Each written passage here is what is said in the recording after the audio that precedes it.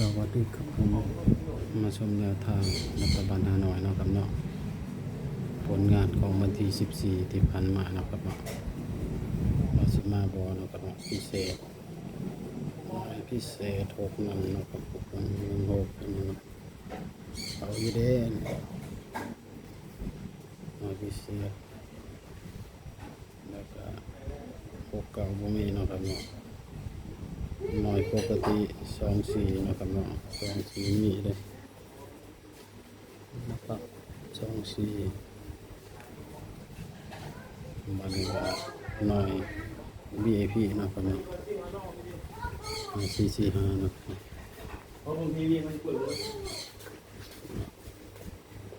เขาอยู่เนาะ61 245 54นะครับเนาะว่าเขา3หน่อยนะครับเนาะบ่มาบนมาด่างแต่ว่าเขานะครับเนาะมาของวันนี้เนาะ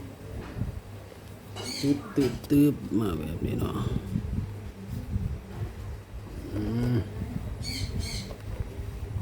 ใช่เนาะ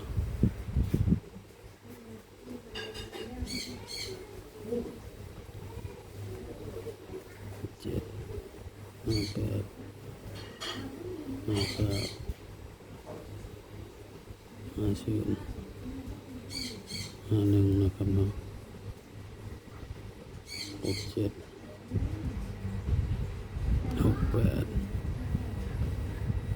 69 60 61นะครับเนาะ78 79 71 70 89 81 80 19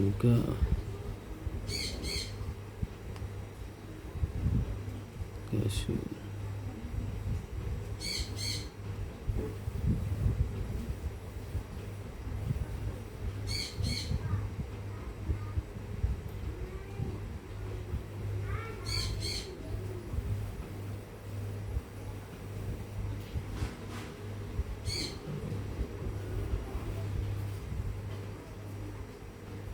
ขาด90นะครับเนาะ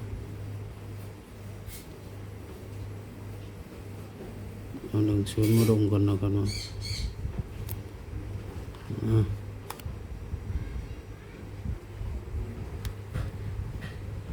ประติด1คืนเลย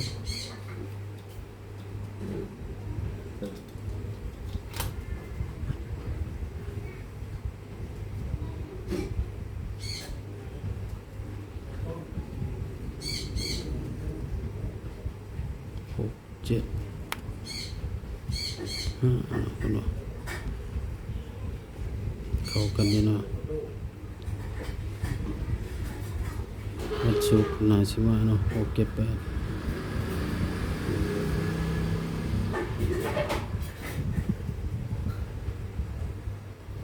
เนาะมาฟังคำเตือนเนาะครับเนาะ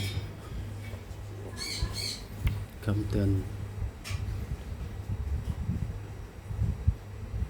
มาฟังคำเตือนเนาะครับเนาะตั้งเครื่องคำเตือนเนาะทางช่อง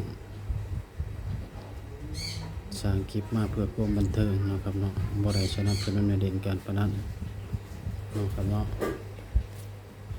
พิจารณาให้ดีก่อนนำไปใช้เนาะถ้าผิดพลาดประการใดขอโทษขออภัยเนาะครับเนาะฝากชมคลิปให้จบเลยเด้อกับปอดสาชมจมูกเนาะครับเนาะ